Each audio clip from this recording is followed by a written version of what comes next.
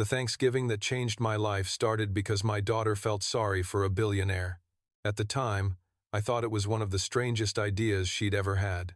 Looking back, that list was already very long. My name is Grant Sullivan.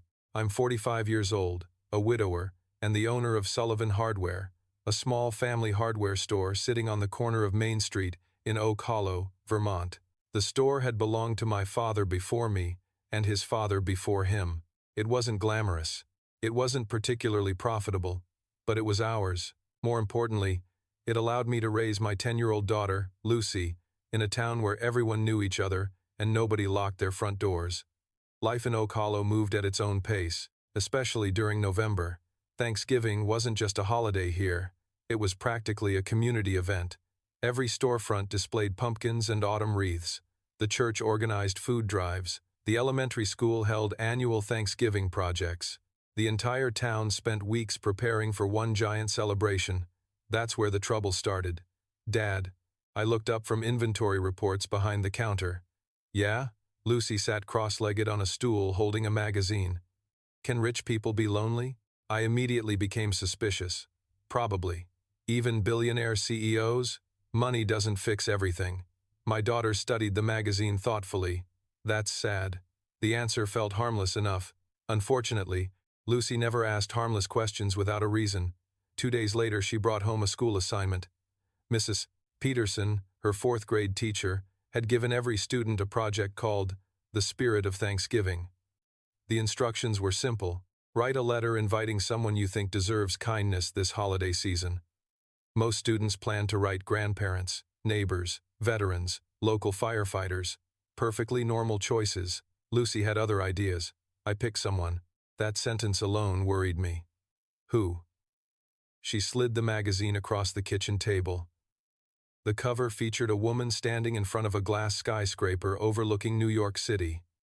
Elegant dark hair, intelligent gray-blue eyes, confident smile. The headline read, "The Woman Who Built a Billion-Dollar Empire." Beneath it was a name, Victoria Hartwell, CEO of Hartwell Industries. I blinked twice. No. You haven't heard the idea yet. I don't need to. Lucy pointed at the article. She spends Thanksgiving alone. That got my attention. What? My daughter flipped open the magazine and found a highlighted paragraph. During an interview, Victoria had answered a question about holiday traditions. Her response was surprisingly brief. Thanksgiving is usually just another work day for me. Lucy tapped the page. See? I looked at the article again, then at my daughter, then back at the article. That doesn't mean she's lonely. It kind of does. The scary thing was that she genuinely believed it. Lucy. Nobody should eat Thanksgiving dinner alone. Her voice softened. Especially on purpose. I wanted to argue. I really did. Unfortunately, there wasn't much to argue with. That evening she spent nearly an hour writing her letter. Carefully. Seriously. Like it mattered. When she finished, she handed it to me. Dear Miss Hartwell, my name is Lucy Sullivan. I'm 10 years old. My teacher says Thanksgiving is about sharing. My dad says nobody should have to eat alone if they don't want to. If you're busy on Thanksgiving, that's okay. But if you're lonely, you can come eat dinner with us. We always make too much pie anyway. Sincerely, Lucy Sullivan. I stared at the letter for several seconds, then read it again. It was sweet, honest, completely ridiculous, which meant it was perfectly Lucy. Can we send it? She asked. I smiled despite myself. Sure. The chances of a billionaire CEO ever seeing the letter were approximately zero. Hartwell Industries employed thousands of people. Victoria Hartwell probably received hundreds of messages every day. Most likely, the letter would disappear into a corporate inbox somewhere, and that would be the end of it. Lucy sealed the envelope anyway. 3 days later she mailed it. Then she forgot about it. I wish I could say the same. Because somewhere deep down, the letter bothered me. Not because of who it was addressed to, because of why she'd written it. The world teaches children that successful people have everything. Lucy looked at one interview and somehow saw the one thing money couldn't buy. 2 weeks passed. Thanksgiving approached. Life continued. The hardware store became busier. The town prepared for holiday events. The letter faded into memory. Then one rainy Wednesday afternoon, Lucy came running into the store so fast she nearly knocked over a display of paint cans. "Dad, every parent learns to fear excitement delivered at that volume. What happened?" She held up an envelope. Thick, cream-colored, expensive-looking. My stomach immediately tightened. In the top corner sat a familiar logo, Hartwell Industries. For several seconds neither of us moved. Neither of us spoke. Then Lucy smiled. The dangerous smile, the one that usually changed everything. She wrote back. "And standing there in the middle of Sullivan Hardware while rain tapped softly against the front windows, I suddenly had a feeling our Thanksgiving was about to become a lot more interesting than either of us expected." Standing there in the middle of Sullivan Hardware while rain tapped softly against the front windows, I suddenly had a feeling our Thanksgiving was about to become a lot more interesting than either of us expected. The problem was that Lucy was already opening the envelope. Wait. Why? I don't know. The truth was that I suddenly felt nervous, which was ridiculous. Yet there it was. My daughter carefully unfolded the letter and immediately gasped. She wrote a lot. That wasn't reassuring. I took the paper and started reading. "Dear Lucy, thank you for your letter. I receive many invitations every year, but I can honestly say yours is the first one motivated entirely by concern for whether I've eaten enough pie. I appreciate that. Your father sounds wise. Nobody should have to eat alone if they don't want to. Thanksgiving has been a work day for me for a very long time. Perhaps that's why your letter made me smile. Thank you for reminding me what the holiday is supposed to mean. Sincerely, Victoria Hartwell." For several seconds neither of us spoke. Then Lucy pointed at the bottom of the page. There was one final handwritten sentence. A real handwritten sentence. "If the invitation still stands, I would love to join you for Thanksgiving dinner." My brain immediately stopped functioning. "Dad." "Yeah?" She said yes. "Apparently." The actual CEO, apparently. Lucy stared at me, then at the letter, then back at me. Finally she screamed. The customers inside the hardware store jumped. A display of paintbrushes nearly collapsed. My daughter didn't care. She said yes. By closing time, half the town already knew. Small towns have many strengths. Keeping secrets is not one of them. Mrs. Henderson was waiting outside when we locked up for the evening. She somehow already had a copy of the story, despite it happening less than 3 hours earlier. "The billionaire is coming." Isahil. "Good evening, Mrs. Henderson. Does she eat normal food? I have no idea. Do billionaires like mashed potatoes? Probably." Mrs. Henderson considered that carefully. "Interesting." Then she walked away. That conversation made absolutely no sense. Unfortunately, it wouldn't be the last. Over the next several days, Oak Hollow became obsessed. The bakery owner wanted to know whether Victoria preferred pumpkin pie or apple pie. The barber wanted to know whether billionaires tip differently. The mailman wanted to know if she traveled with security. Everyone had questions. Nobody had answers. Least of all me. Meanwhile, hundreds of miles away in Boston, Victoria Hartwell was beginning to wonder if she'd completely lost her mind. Her assistant certainly thought so. "You're doing what?" Victoria looked up from her desk. "Having Thanksgiving dinner. With strangers. Technically." Her assistant blinked. "A child mailed you a letter." "Correct. And now you're driving 3 hours to Vermont." Victoria smiled despite herself. "Correct." The assistant stared for several long seconds. "You realize this sounds insane." The scary thing was that she wasn't wrong. Yet every time Victoria thought about canceling, she reread Lucy's letter. The simple honesty of it. The complete absence of expectations. Nobody wanted a donation. Nobody wanted publicity. Nobody wanted business connections. A 10-year-old girl had simply decided she might be lonely. The thought affected Victoria more than she wanted to admit. Back in Oak Hollow, Thanksgiving preparations accelerated rapidly. Lucy treated the entire event like a state visit. "She needs a welcome sign." "No." "Maybe balloons." "Definitely no." "Matching napkins?" "Lucy." My daughter sighed dramatically. "You don't understand hospitality." The scary part was that she sounded offended. The night before Thanksgiving, I found her sitting at the kitchen table reading Victoria's letter again. "Excited?" I asked. Lucy smiled. "A little." Then her expression softened. "Do you think she's nervous?" The question surprised me. "Why?" Because she's coming to somebody else's family dinner. Another pause. That's scary. I looked at the letter, then at my daughter, then back toward the dining room where Thanksgiving preparations covered nearly every available surface. Maybe, Lucy nodded thoughtfully. Then we should make her feel welcome. Sometimes children understand things adults miss. Thanksgiving morning arrived cold and bright. Oak Hollow looked like a postcard. Autumn leaves covered the streets. Chimneys released thin streams of smoke into the crisp November air. Every house seemed filled with family and celebration. Our house smelled like turkey, cinnamon, and pie. Lucy had been awake since 6. By 9, she'd checked the front window 14 times. By 10, she had reorganized the dining room twice. By 11, even I started getting nervous. Dad. Yeah? What if she changes her mind? There it was. The fear she'd been hiding. Before I could answer, a black SUV appeared at the end of the driveway. Both of us froze. The vehicle slowly rolled toward the house. My heart immediately forgot how to behave. Lucy gasped. Oh no, what? My daughter stared through the window, completely stunned. She actually came, and standing there beside my daughter while the SUV stopped in front of our house, I realized something important. For weeks we'd treated this like a funny story, a charming holiday misunderstanding. Suddenly it wasn't a story anymore. It was real. And walking toward our front door was a woman neither of us had ever met, yet somehow already felt like we knew. Walking toward our front door was a woman neither of us had ever met, yet somehow already felt like we knew. The problem was that reality rarely matches expectations, especially when those expectations involve billionaire CEOs. Lucy and I stood frozen in the living room, while the black SUV settled into silence outside. For a moment, nobody moved. Then the driver's door opened.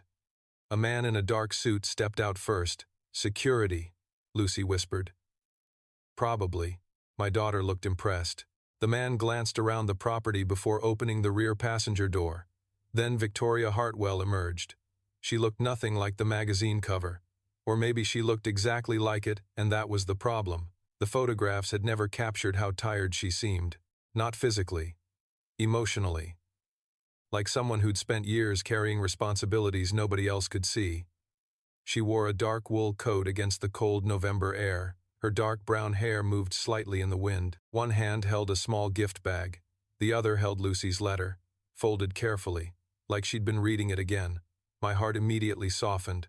Lucy apparently reached the same conclusion. She brought the letter. The observation somehow made everything feel more real. Victoria stood beside the SUV for a moment studying the house. Nothing special. Just a small white farmhouse at the edge of Oak Hollow. A porch. A swing. Autumn decorations Lucy insisted on putting everywhere. The kind of home most people would never notice. Yet Victoria looked at it like she'd arrived somewhere important. Then she smiled. A real smile. Not the polished corporate smile from magazine covers. Something warmer. More human. Dad. Yeah? Open the door. Apparently that was my cue. I took a breath and headed outside. The cold air immediately hit my face. Victoria walked toward the porch at the same moment. For a second both of us seemed unsure how to begin. Then she extended her hand. Grant Sullivan. Victoria Hartwell. We both laughed. I think we already know that part. The tension disappeared instantly. Fair point. Her voice sounded different from what I'd expected. Softer. Less intimidating. More normal.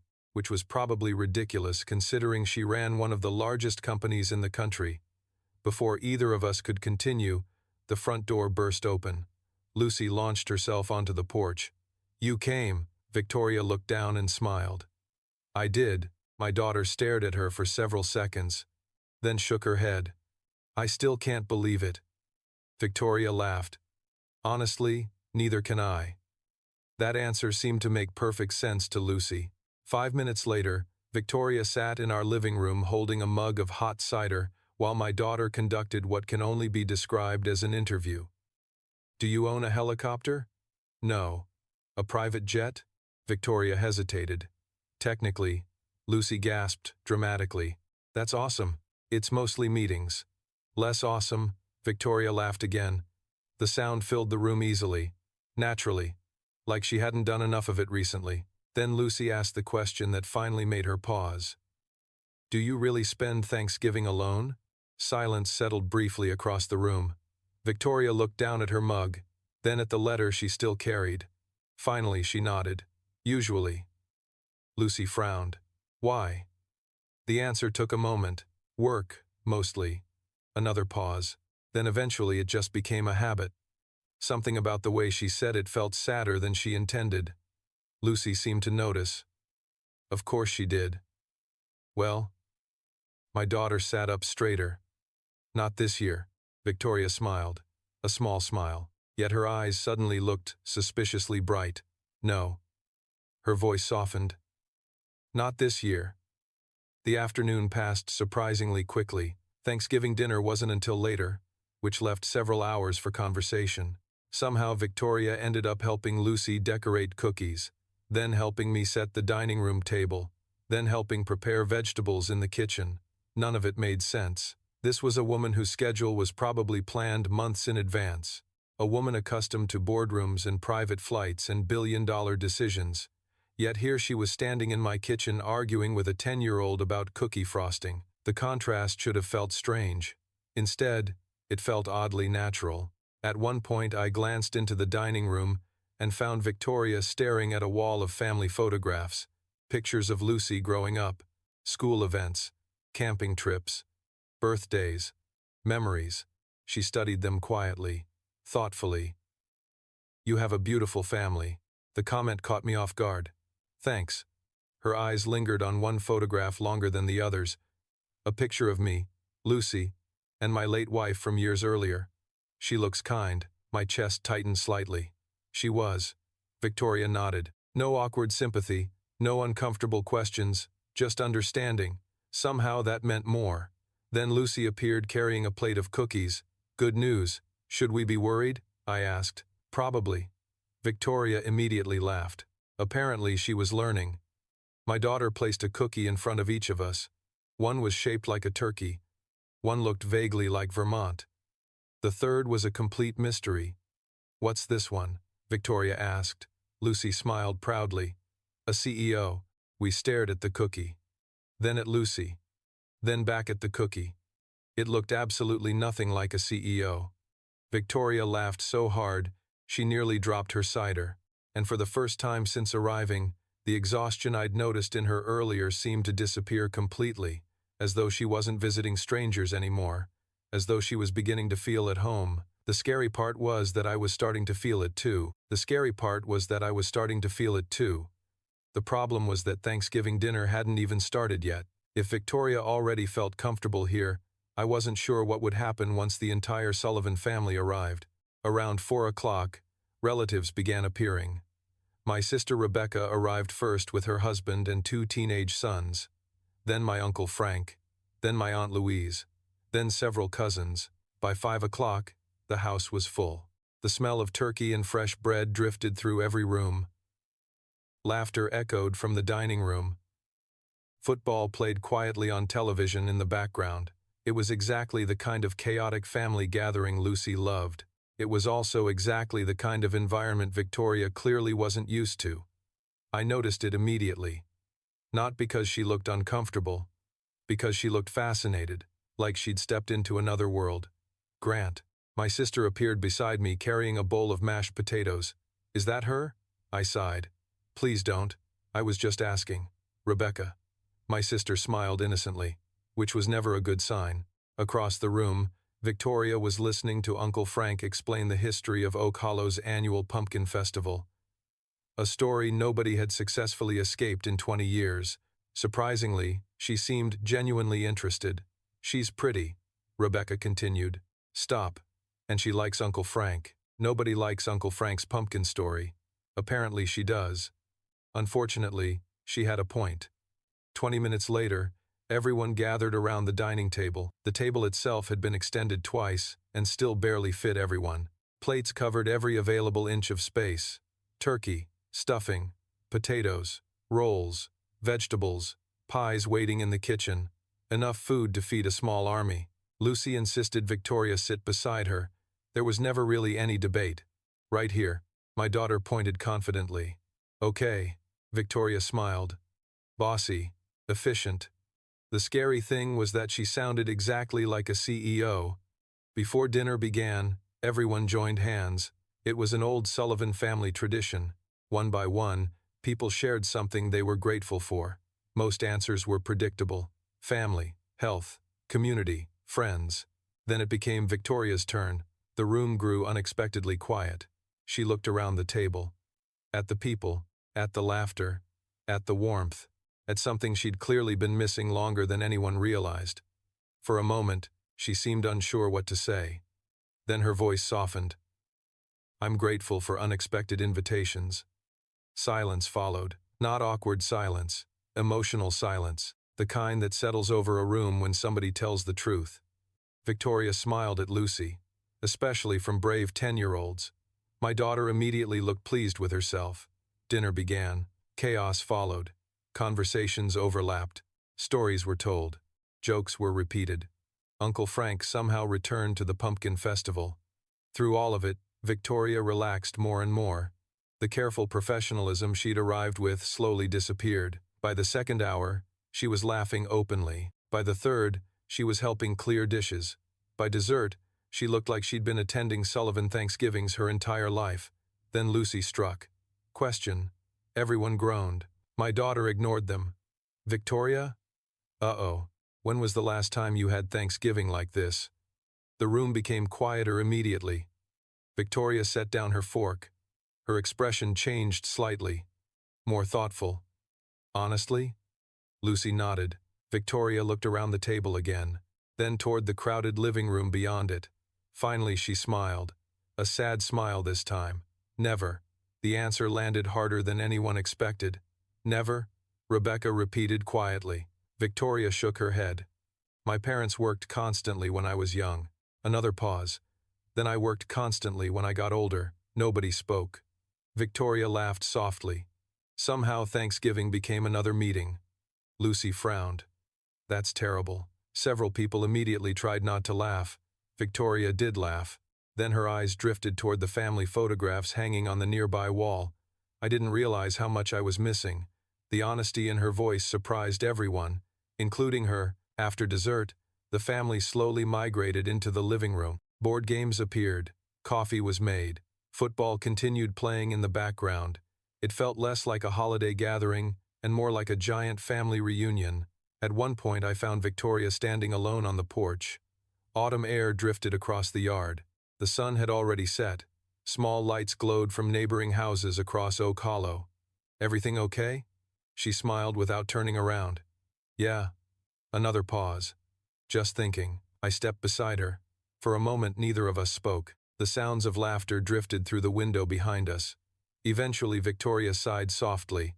Your daughter changed my Thanksgiving. My heart tightened slightly. She has that effect on people. Victoria laughed. I believe it. Then she looked toward the house, toward the warmth and light spilling through every window, toward the family she'd met only hours earlier. You know what's strange? What? Her smile returned. Small. Genuine. I don't feel like a guest anymore. The words settled between us. Quiet. Honest. Important. And standing beside her beneath the cold Vermont sky while my family's laughter echoed from inside the house, I realized something dangerous. Victoria Hartwell hadn't simply accepted Lucy's invitation. Somewhere, during the course of one Thanksgiving afternoon, she'd become part of the story. The only question was whether any of us were ready for what happened next. The only question was whether any of us were ready for what happened next. The problem was that life rarely gives people time to prepare for important things. Thanksgiving dinner ended. Relatives slowly returned home. The football game ended. The dishes were washed. The house grew quieter. Yet somehow nobody seemed eager for the evening to end, especially Lucy. Around 8 o'clock she appeared carrying a stack of board games. Family tournament. Victoria looked concerned. Should I be worried? Absolutely. My daughter nodded. Dad cheats. I do not. You absolutely do. Victoria laughed. This already sounds entertaining. 2 hours later, she was right. Somehow our dining room became the site of the most competitive board game tournament in Oak Hollow history. Uncle Frank accused Rebecca of espionage. Rebecca accused Uncle Frank of incompetence. Lucy accused everyone of underestimating her. Victoria sat beside me laughing so hard at one point she nearly spilled hot chocolate on the game board. It was the most relaxed I'd seen her all day. Maybe the most relaxed she'd been in years. Eventually, the tournament ended when Lucy declared herself the winner despite overwhelming evidence to the contrary. You came fourth. Emotionally, I came first. Nobody knew how to respond to that. By 10 o'clock, the house had finally emptied. Silence settled over the living room. Wrapping paper from holiday decorations sat on one chair. Empty pie plates occupied half the kitchen. The entire house carried the comfortable exhaustion that follows a good Thanksgiving. Lucy sat curled beneath a blanket on the couch fighting sleep. Victoria sat beside her. The scene looked strangely natural. Too natural. You know, Lucy mumbled sleepily, next year should be even bigger. Victoria smiled. Planning already? Always. My daughter yawned dramatically, then pointed toward Victoria. You're invited. The room fell quiet. Victoria looked surprised. Genuinely surprised. Next year? Lucy nodded. Obviously. Another yawn. Family tradition now. My heart immediately became unhelpful. Victoria seemed unsure what to say. Then her eyes softened. That's very kind. It's not kindness. Lucy closed her eyes. It's common sense. 10 seconds later she was asleep. Just like that. Victoria stared down at her for a moment, then laughed softly. She's incredible. Most days. No. Victoria shook her head. Every day. Together we carefully carried Lucy upstairs. Once she was settled into bed, we returned downstairs. The house felt different now. Quieter, more intimate. For the first time all day, there were no relatives, no distractions, no noise, just the two of us. Outside, light snow had begun falling across Oak Hollow. The first snow of the season, tiny flakes drifted past the living room windows. Victoria noticed immediately. Snow. Looks like winter's finally here. She walked closer to the window. The streetlights outside cast golden reflections across the falling snow. The entire town looked peaceful, almost magical. It's beautiful. Her voice sounded distant somehow, thoughtful. I joined her by the window. For several moments neither of us spoke. Then Victoria surprised me. Can I tell you something? Sure. She smiled faintly. When I drove here this morning, I almost turned around. I looked at her. Really? She nodded. 3 different times. That caught me off guard. Why? Victoria laughed softly. Not because anything was funny, because she felt vulnerable admitting it, because I didn't know what to expect. Another pause. I wasn't sure I'd belong here. The honesty landed harder than I expected. And now? Victoria looked around the house, the family photographs, the empty pie dishes, the signs of a Thanksgiving celebration still visible everywhere. Then she smiled. A real smile. Warm. Emotional. Honest. Now I don't want to leave. My heart immediately forgot every safety procedure it had ever learned. The silence that followed felt important. Dangerous. The kind of silence where people start saying things they weren't planning to say. Then Victoria's phone rang. Reality arrived right on schedule. She glanced at the screen. The smile faded slightly. Work? I asked. She nodded. Always. The call continued for nearly 15 minutes. I stayed in the kitchen cleaning dishes while she spoke quietly near the front door. Even without hearing the conversation, I could tell something was wrong. By the time she hung up, the relaxed version of Victoria I'd spent all day with seemed different. Not gone, just weighed down. Everything okay? She hesitated, then sighed. Big merger meeting Monday. Another pause. The biggest of my career. There it was, the world waiting for her outside Oak Hollow. The responsibilities, the pressure, the life she'd spent years building.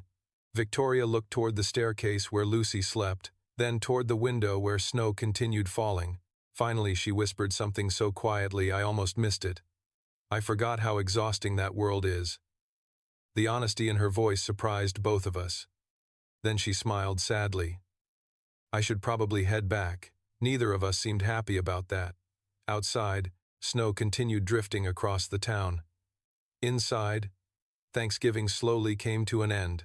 Yet standing there in the quiet warmth of the Sullivan house while Victoria Hartwell prepared to return to the life she'd temporarily escaped, I couldn't shake the feeling that something had changed, not just for her, for all of us. And judging by the look in her eyes as she reached for her coat, she felt it too. And judging by the look in her eyes as she reached for her coat, she felt it too. The problem was that Thanksgiving eventually ends, no matter how much people wish otherwise. Victoria stood near the front door, while snow drifted softly across Oak Hollow outside. Her coat was on. Her purse rested over one shoulder. Everything suggested she was ready to leave. The only issue was that neither of us seemed particularly eager to make it happen. "It's late," she smiled. "It is." Neither of us moved. The silence stretched longer than it should have. Then a sleepy voice floated down from the staircase. "You can't leave yet." Both of us looked up. Lucy stood halfway down the stairs, wrapped in a blanket. Her hair looked like she'd lost an argument with a pillow. "I thought you were asleep." "I was." She yawned dramatically. Then I heard goodbye noises. Apparently that was a real category. Victoria laughed softly. "Goodbye noises?" Lucy nodded. "Coats." Another yawn. Very suspicious. Even Victoria couldn't argue with that. 5 minutes later, she somehow found herself back in the living room, holding another mug of hot chocolate. The departure had officially been delayed. My daughter looked extremely pleased with herself. "Better. You realize this is emotional blackmail." Victoria smiled. "A little. Good." Lucy settled back into her blanket. "Now tell me something. The dangerous words." "What?" Victoria asked. "What was your best Thanksgiving before today?" Silence followed. Then Victoria laughed quietly. "That's easy." Another pause. "Today." The answer arrived without hesitation, without calculation. Completely honest. Lucy smiled immediately. Good answer. Yet something about Victoria's expression suggested the answer surprised her too.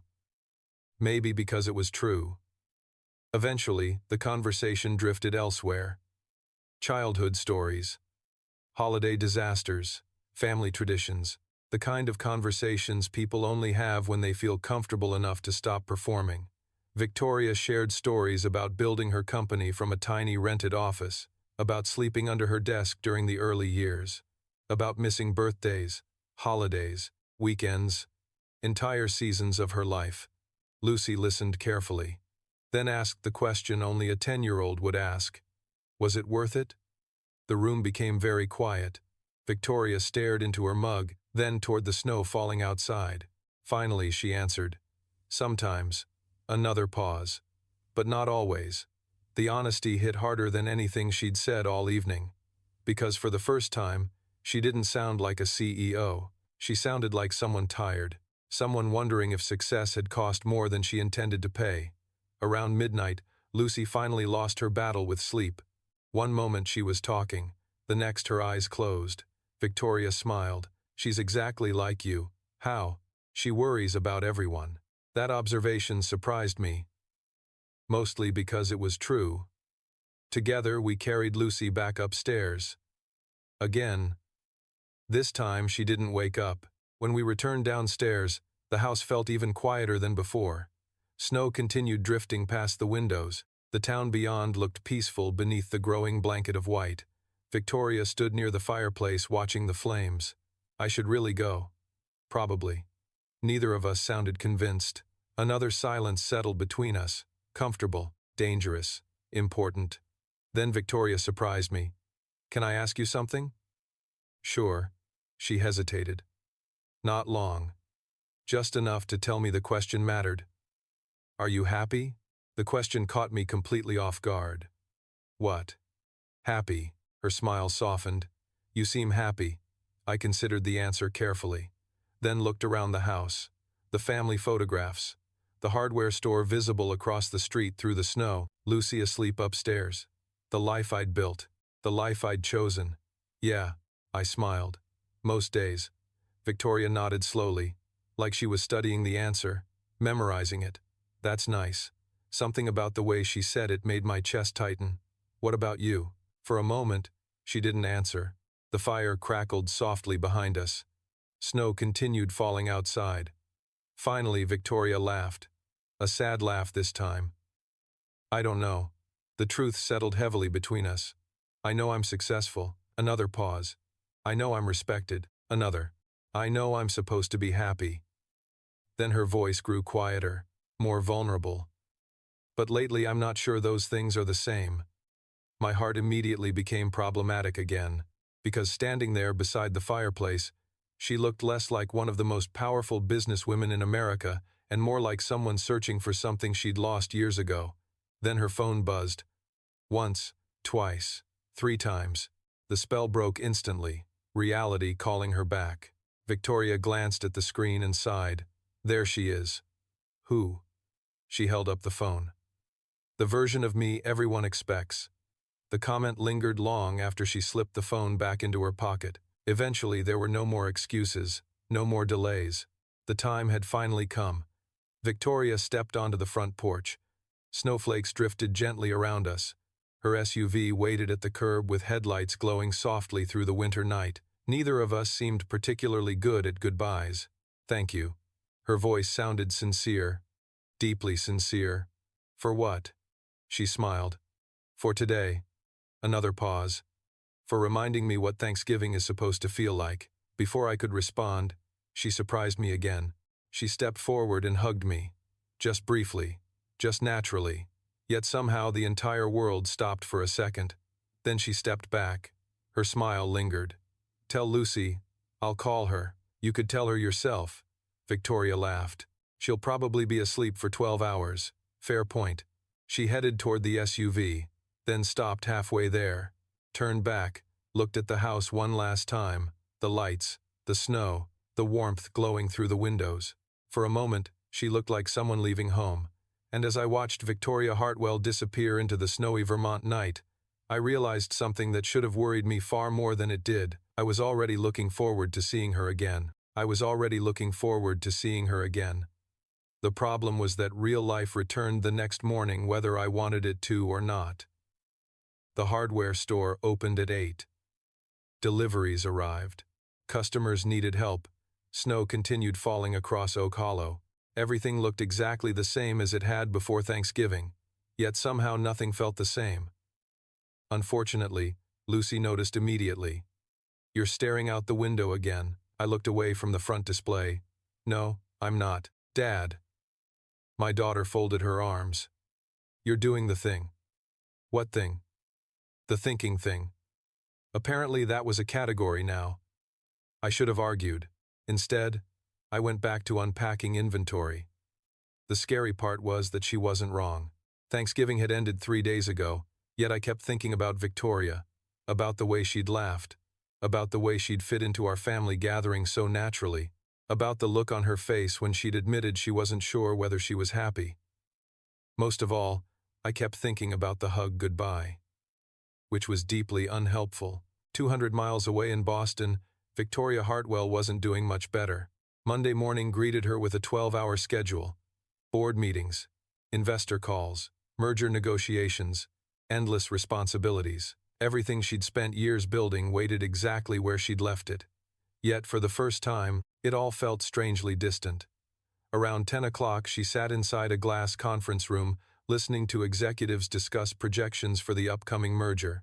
Charts covered giant screens. Analysts presented forecasts. Millions of dollars hung on every decision. Normally, she thrived in situations like this. Today, she caught herself wondering whether Lucy had finished the leftover pumpkin pie. Victoria? She blinked. The entire room was looking at her. Sorry. One executive frowned. Thoughts? The terrifying truth was that she hadn't heard the last 5 minutes. Her mind was in Vermont, not Boston. Back in Oak Hollow, Lucy had begun what she referred to as Phase 2. I discovered this information accidentally, which was unfortunate. What's Phase 2? My daughter immediately looked suspicious. Nothing. Lucy. She sighed dramatically. Fine. Then she smiled. The dangerous smile. Friendship maintenance. My soul left my body. Explain. Victoria is our friend now. Okay. Friends communicate. I didn't like where this was going. Lucy. So I called her. Complete silence. You what? My daughter looked confused by my reaction. She said I could. Unfortunately, she had a point. Victoria had promised to call. Apparently Lucy decided waiting was unnecessary. And we're making Christmas cookies next weekend. My brain stopped functioning completely. Excuse me? Through video chat. She looked pleased with herself. She's terrible at baking. Of course she was. Later that evening, my phone rang. The screen displayed a name I was becoming dangerously happy to see. Victoria. I answered immediately. Hey. The familiar warmth in her voice made the day better instantly. I assume this is about my daughter secretly organizing your life. Victoria laughed. The sound was genuine, relaxed, partially. Only partially? She's very efficient. That sounded exactly right. We talked for almost an hour. At first about Lucy, then about Thanksgiving, then about everything else. The conversation flowed easily, effortlessly, like we'd known each other far longer than a single holiday weekend. Eventually Victoria sighed. Can I tell you something? Sure. A pause followed, then another. I hated being back today. The honesty surprised me. Work, not work. Another pause. The feeling. Her voice softened. I walked into my office and suddenly everything felt loud. I understood immediately. Oak Hollow will do that. Victoria laughed quietly. I think your town broke me. Probably. I used to love the pace. Another pause. Now all I can think about is sitting around your dining room table eating pie. My heart immediately became a problem. Again, neither of us spoke for several seconds. Then Victoria laughed nervously. That sounded strange. Not really. Because it didn't. Not even a little. The following Saturday, the promised cookie baking video call happened. It turned into a disaster almost immediately. Victoria somehow burned 2 batches. Lucy declared the 3rd batch acceptable. By the 4th attempt, all 3 of us were laughing so hard nobody cared anymore. At one point, Victoria held up a cookie that looked vaguely like a snowman involved in a serious accident. What happened? I asked. I followed the instructions. Clearly not. Lucy nearly fell off her chair laughing. The strange thing was how natural everything felt. How easy. Victoria wasn't a guest anymore. She wasn't a CEO on a magazine cover. She was simply Victoria. The woman who called every few days. The woman who made my daughter laugh. The woman who somehow felt like part of our lives now. Then, near the end of the call, her assistant appeared briefly in the background. Victoria, the merger team is waiting. The mood changed immediately. Not dramatically. Just enough. Victoria's smile faded slightly. The reminder of her other world had arrived. The world of boardrooms and billion-dollar decisions. The world that kept pulling her away. After the call ended, I found myself standing in the kitchen thinking about her. Thinking about the merger. Thinking about the exhaustion I'd seen in her eyes whenever work entered the conversation. Then Lucy appeared beside me.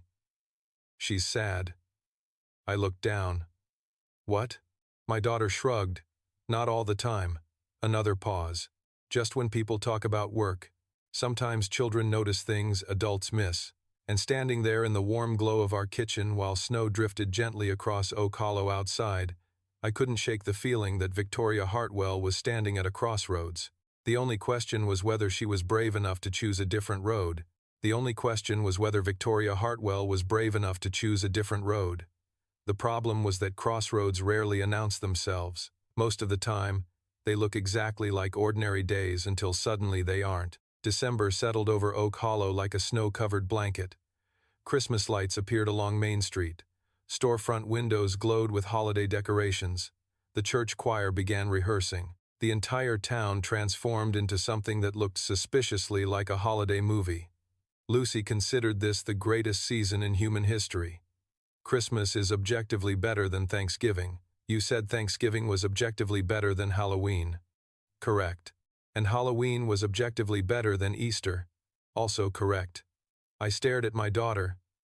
Do you know what objectively means? No. At least she was honest. Meanwhile, Victoria had become a regular part of our lives. Not physically. Not yet. But through phone calls, text messages, video chats. Somehow she was there anyway. Some evenings she talked with Lucy for 30 minutes about school projects and Christmas decorations.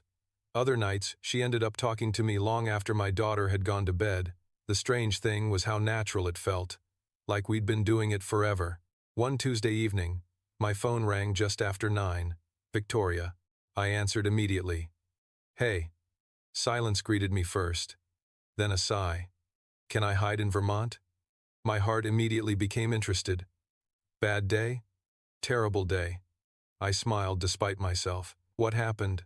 Another sigh. 6 hours of merger meetings. That sounds painful. At one point, 2 executives argued about font sizes. I nearly laughed. Seriously? 23 minutes. Another pause. I timed it. That finally broke me. Victoria laughed too. The sound felt tired this time. Exhausted. You know what's sad? She asked. What? 3 weeks ago I would have cared. The honesty lingered between us. Neither of us rushed past it, because deep down, we both understood what she meant. Something had changed. The merger wasn't exciting anymore. The promotion opportunities weren't exciting anymore. The endless expansion plans weren't exciting anymore.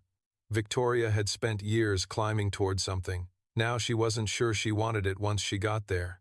What would you rather be doing? I asked quietly. Silence followed. Longer this time. Then she laughed softly. Honestly, another pause. Making terrible Christmas cookies with Lucy, my heart immediately forgot how to function. The conversation stayed with me long after we hung up. So did the expression on Lucy's face when I mentioned Victoria sounded stressed. Then she should come visit. Of course, that was her solution. It's not that simple. Why? Because she has responsibilities. Lucy looked unconvinced. Everybody has responsibilities.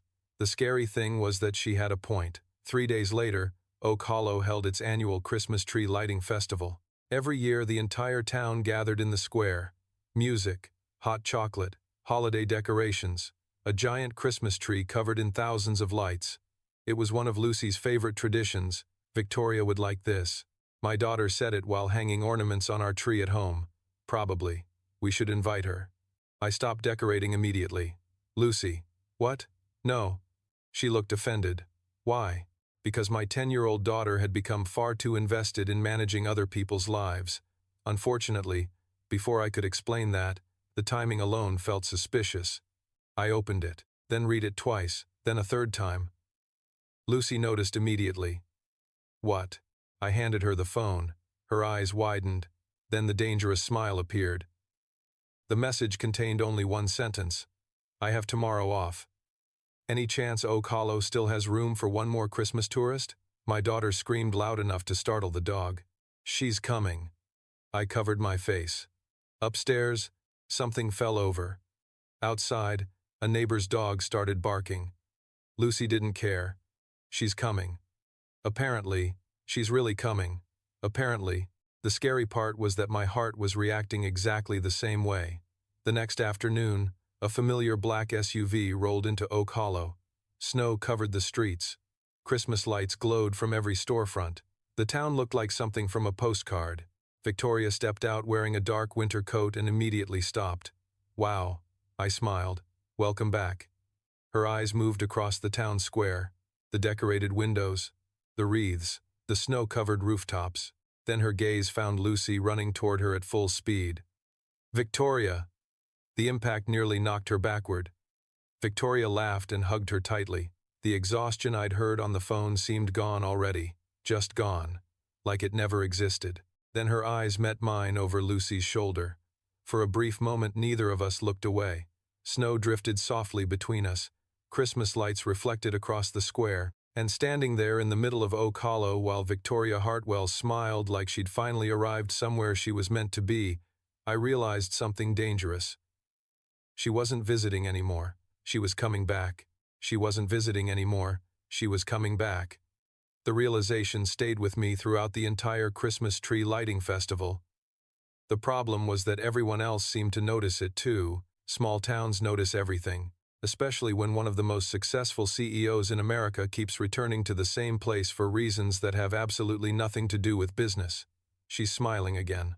I looked over. Mrs. Henderson stood beside me holding a cup of hot chocolate. People smile. Not like that. I immediately regretted engaging. Across the town square, Victoria and Lucy were decorating cookies at one of the festival booths. More accurately, Lucy was decorating cookies while Victoria attempted to follow instructions. The results were questionable. That snowman looks injured. Mrs. Henderson nodded, severely. Victoria laughed when Lucy showed her another cookie. The sound carried easily across the square. Warm, genuine, happy. It occurred to me that I'd never seen her laugh like that during work calls. The difference was impossible to ignore. As evening approached, more people arrived. Christmas music drifted through the air. Children ran between booths. Families gathered around fire pits and drank hot cider. The giant Christmas tree stood in the center of the square waiting for the lighting ceremony. Oak Hollow looked magical. Victoria seemed captivated by all of it. This feels unreal. We stood together near the tree while Lucy participated in a snowman building competition nearby. What does? I asked. Victoria looked around slowly. The decorations, the laughter, the families, the community. People actually stop working here. I laughed. Most of us do. Nobody checks email? Some do. Nobody schedules meetings during tree lighting ceremonies? Definitely not.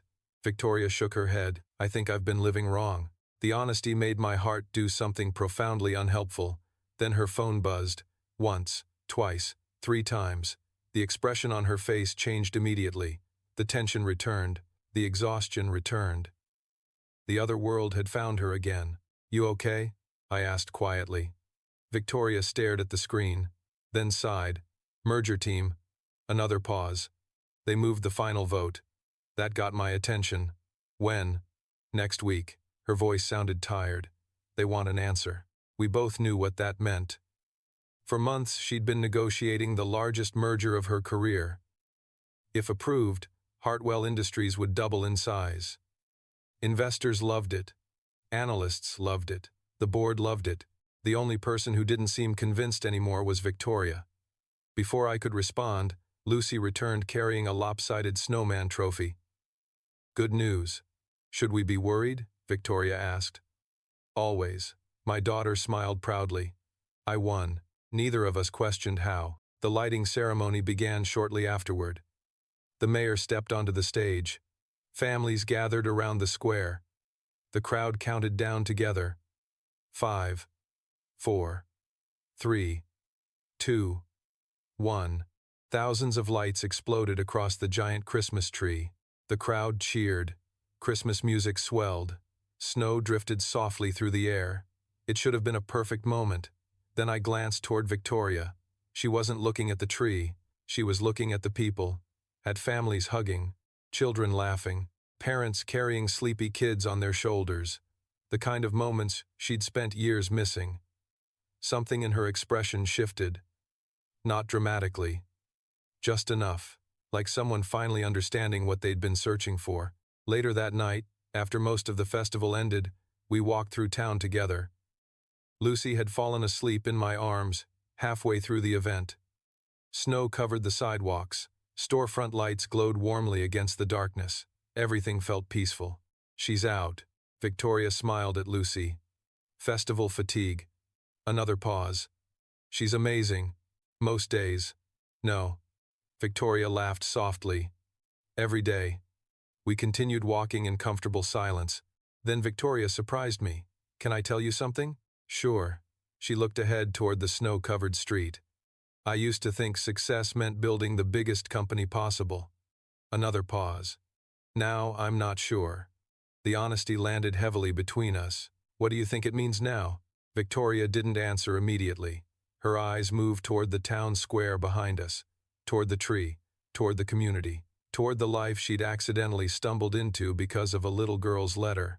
Finally, she smiled. I think it might mean building a life you actually want to live. My heart immediately forgot every safety regulation it had ever learned. Neither of us spoke for several seconds. Then her phone buzzed again. This time she ignored it completely. That's unlike you. Victoria laughed softly. 3 weeks ago, yes. Another pause. Now? She looked toward Lucy sleeping peacefully in my arms, then toward me, then toward the snow-covered town around us. Now I'm starting to wonder what matters. The words lingered long after they were spoken, and as we reached my front porch beneath a sky filled with gently falling snow, I realized something important. Victoria Hartwell wasn't trying to decide whether to approve a merger anymore. She was trying to decide what kind of future she wanted. The scary part was that I had a feeling Oak Hollow and maybe even my family had become part of that decision. The scary part was that I had a feeling Oak Hollow and maybe even my family had become part of Victoria Hartwell's decision. The problem was that decisions become harder when they start involving people you care about. Christmas passed quickly after the tree lighting festival. Victoria stayed in Oak Hollow for 3 days. 3 surprisingly wonderful days. She helped Lucy build a snow fort, lost spectacularly in a town-wide snowball fight, assisted Mrs. Henderson with holiday decorations, which turned out to be a tactical error because Mrs. Henderson immediately began treating her like a permanent resident. By the time Victoria left, half the town seemed convinced she'd eventually move there. The other half was taking bets on when. They're insane. Victoria shook her head while loading her luggage into the SUV. A little, she laughed. Okay. Extremely. Yet neither of us looked particularly upset about it. The goodbye felt harder this time. Not because we'd spent more time together, because there was more to lose now. Lucy noticed immediately. Of course she did. You look sad. Victoria crouched beside her. I'll be back. Promise? Promise. My daughter nodded thoughtfully. Good. Then she lowered her voice dramatically. Because Dad misses you. My soul immediately left my body. Victoria burst out laughing. Lucy looked pleased with herself. I considered moving to another state. Unfortunately, Victoria's smile lingered long after the joke ended. The following week, reality arrived with a vengeance. The merger vote was scheduled for Friday. Financial networks discussed it constantly. Business magazines called it one of the largest corporate deals of the year. Investors expected approval. Analysts expected approval. The board expected approval. Everyone expected approval except Victoria. Every phone call revealed more tension, more uncertainty, more exhaustion. Tuesday night she called after another 12-hour meeting. How bad was it? I asked. Victoria groaned. One executive used the phrase, strategic synergy, 19 times. That's a crime. I think so too. Her laughter faded quickly. Grant? The tone immediately caught my attention. Yeah? Silence. Then a long sigh. What if everyone thinks I'm making a mistake? The question lingered. Honest, vulnerable, important. About the merger? She hesitated. About everything. My heart tightened. For a moment neither of us spoke. Then I gave the only answer that felt true. The people who care about you want you to be happy. Another pause. The people who only care about the merger aren't the ones who have to live your life. Silence followed. Longer this time. Then Victoria laughed softly. You know, that's annoyingly wise for a hardware store owner. It's a gift. Her laughter returned. Warmer now, more hopeful. Friday finally arrived. Oak Hollow woke beneath fresh snowfall. The hardware store opened at 8. Life continued normally, at least on the surface. Internally, I spent most of the day checking my phone, not because Victoria asked me to, because I was worried. Around noon, Lucy arrived after school. Did she do it yet? I don't know. You should text her. No. Why? Because she's busy. Lucy rolled her eyes. Adults make everything harder. Unfortunately, she had a point. Around 3 o'clock, my phone finally rang. Victoria. My heart immediately forgot how to function. I answered on the first ring. Hey. Silence greeted me. Then laughter. Not nervous laughter. Not tired laughter. Happy laughter. The kind that appears when somebody finally sets down a burden they've carried too long. Victoria? Another laugh. I did it. I sat up straighter. What happened? Her voice softened. I walked into that boardroom planning to approve the merger. A pause. Then I heard Lucy asking whether I was happy. My chest tightened. And I realized I didn't have a good answer. Silence. Then she took a deep breath. So I voted no. My brain stopped functioning completely. You what? She laughed again. I voted no. The merger was dead. Just like that. The largest deal in company history. Gone. Rejected by the one person whose approval mattered most. How do you feel? I asked quietly. Victoria didn't answer immediately. Then her voice softened into something almost emotional. Free. The word lingered between us. Simple. Powerful. True. Another pause followed. Then she surprised me. Grant? Yeah? Can I ask you something? Sure. The silence that followed felt different somehow. Bigger. More important. Finally she spoke. What are you doing next weekend? My heart immediately became a problem, because something in her voice told me this wasn't just a casual question. Something had changed. The merger was over. The decision was made. The future she'd been chasing for years had just disappeared, which meant, for the first time in a very long time, Victoria Hartwell was finally free to decide what she actually wanted. And judging by the hope in her voice, I had a feeling that answer might be leading her straight back to Oak Hollow. I had a feeling the answer might be leading Victoria Hartwell straight back to Oak Hollow. The problem was that hope can be a dangerous thing, especially when you aren't entirely sure what comes next. What am I doing next weekend? I repeated. Victoria laughed softly. That's usually how questions work. I'm aware. Another pause. Why? Silence followed. Not an uncomfortable silence. A nervous one. The kind people create when they're trying to ask something important without making it sound important. Finally, Victoria sighed. Because I was thinking about visiting, my heart immediately became problematic. Oak Hollow? That was the idea. Another pause. If that's okay. The fact that she sounded uncertain somehow made the whole thing worse. Victoria, yeah? You don't need permission to visit. Her laughter returned. Warm and familiar. Good. Then her voice softened. Because I'd really like to. The rest of the conversation passed in a blur. By the time we hung up, I was standing alone in the stockroom staring at my phone. Unfortunately, Lucy appeared approximately 6 seconds later. She called. I looked up. How do you do that? Dad. My daughter looked disappointed. You smiled again. Apparently I needed better emotional security. The following Saturday arrived with fresh snow and bright winter sunshine. Oak Hollow looked like something from a Christmas card. White rooftops, decorated storefronts, holiday lights still glowing across Main Street. The town had always been beautiful in winter. Somehow it looked even better now. Around noon, a familiar black SUV rolled into town. Lucy spotted it before anyone else. Naturally. She's here. The entire hardware store heard her.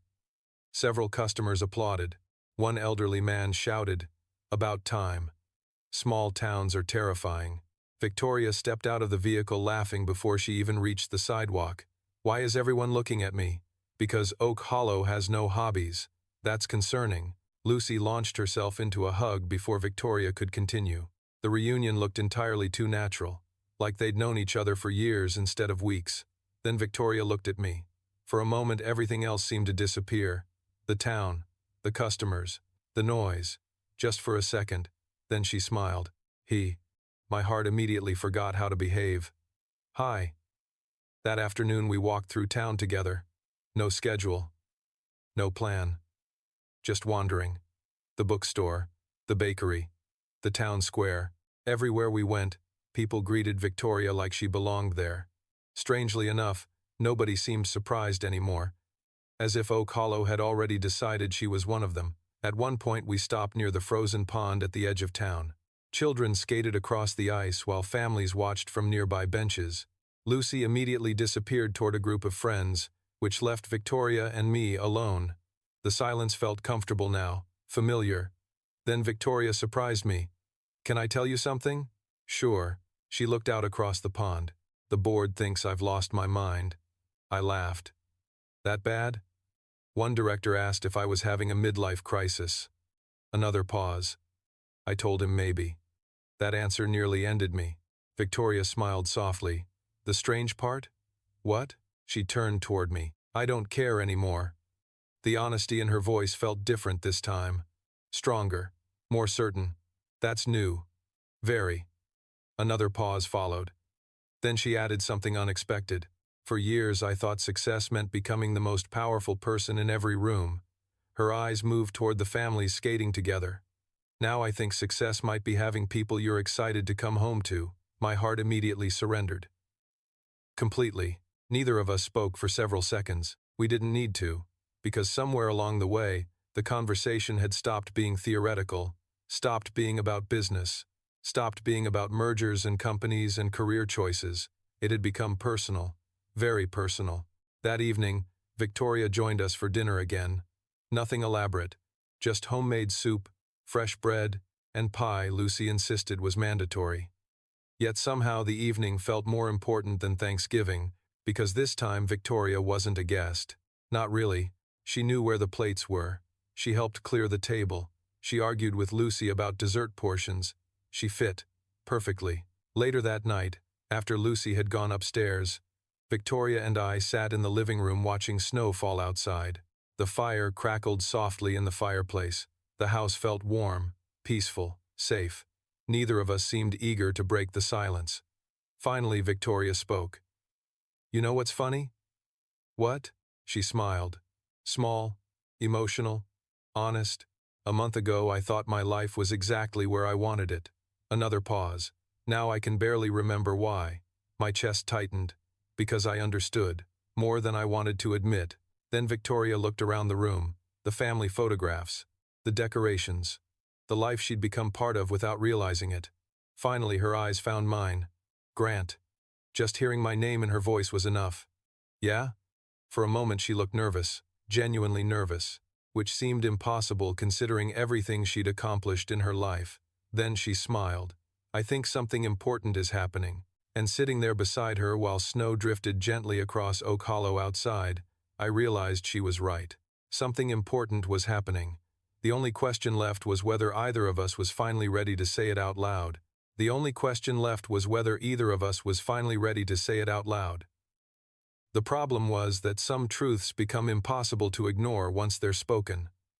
The fire crackled softly in the living room. Snow drifted past the windows. Oak Hollow slept beneath a blanket of winter white. Yet neither Victoria nor I seemed interested in ending the evening. "Something important is happening," she repeated quietly. Her voice carried none of the confidence she used in boardrooms, none of the certainty that had built a billion-dollar company. For the first time since I'd met her, Victoria Hartwell looked nervous, genuinely nervous, which somehow made my own heart beat even faster. "Yeah," I said softly, "I think you're right." Silence settled between us. Not uncomfortable, just honest. The kind of silence that happens when two people already know the answer but aren't sure who should say it first. Finally, Victoria laughed. A small, nervous laugh. "This is ridiculous." "What is?" "I've negotiated mergers worth billions of dollars." Another pause. "I've spoken in front of thousands of people." Another. "Yet somehow this is harder." My heart immediately forgot every safety regulation it had ever learned, because I knew exactly what she meant. For weeks, we danced around the truth. Through Thanksgiving dinners, through phone calls, through Christmas festivals and snowstorms and conversations that lasted far longer than they should have. The truth had been there the entire time, waiting patiently. Then Victoria surprised me. She reached into her purse and pulled out something folded carefully in half. A letter. Lucy's letter. The original invitation. The paper looked worn now from being carried so often. "You kept it." Her smile softened. "Every day." I stared at the letter. The simple invitation that had changed everything. Then Victoria looked down at it and laughed quietly. "Do you know what the strange part is?" "What?" Her eyes lifted to meet mine. "I almost never opened it." My chest tightened. "Really?" She nodded. "It arrived during a terrible week." Another pause. My assistant almost sorted it into a pile I never would have seen. The room suddenly felt smaller, because if that had happened, none of this would have existed. No Thanksgiving, no Christmas festival, no late-night phone calls, no second chances. Victoria looked toward the fire. I spent years thinking the biggest moments in life were major decisions. Her voice softened. Turns out the biggest moment was a little girl mailing a letter. Neither of us spoke. There wasn't anything to add. Because she was right. Upstairs, Lucy shifted in her sleep. The sound somehow made both of us smile. Then Victoria took a deep breath, the kind people take right before they stop running from something. "Grant." "Yeah?" Her eyes found mine again. This time she didn't look away. "I don't want to go back to the way things were." My heart stopped pretending it wasn't in trouble. Neither do I. Another silence followed. Then Victoria laughed through visible emotion. Good, good, because I've been trying to figure out how to tell you that for weeks. The honesty hit harder than anything else. For a moment, neither of us moved. Then slowly, naturally, the distance between us disappeared. It wasn't dramatic. It wasn't rushed. It felt inevitable, like something that had been happening for a long time and was only now catching up to reality. When I kissed her, the world seemed to go quiet. The snow outside, the fire, the house, everything. There was only the feeling of finally arriving somewhere. A second later, a loud voice exploded from the staircase. About time. We both jumped. Victoria immediately burst into laughter. I covered my face. Lucy stood halfway down the stairs, wrapped in a blanket like a tiny holiday ghost. You were asleep. Not anymore. She looked entirely too pleased with herself. This took forever. Victoria laughed so hard she could barely stand. Were you spying? Monitoring, my daughter corrected, for quality control. Somehow that made it worse. The next few months changed everything. Victoria began spending more and more time in Oak Hollow. At first weekends, then extended visits, then entire weeks. Eventually, she opened a regional Hartwell Industries office nearby and delegated responsibilities she'd carried alone for years. The company survived just fine. Better than fine, actually. Meanwhile, she discovered something surprising. Life didn't end when she stopped working every hour of every day. It started. Spring arrived. Snow melted. Flowers returned. Main Street filled with life again. Victoria became part of the town so completely that newcomers assumed she'd always lived there. Mrs.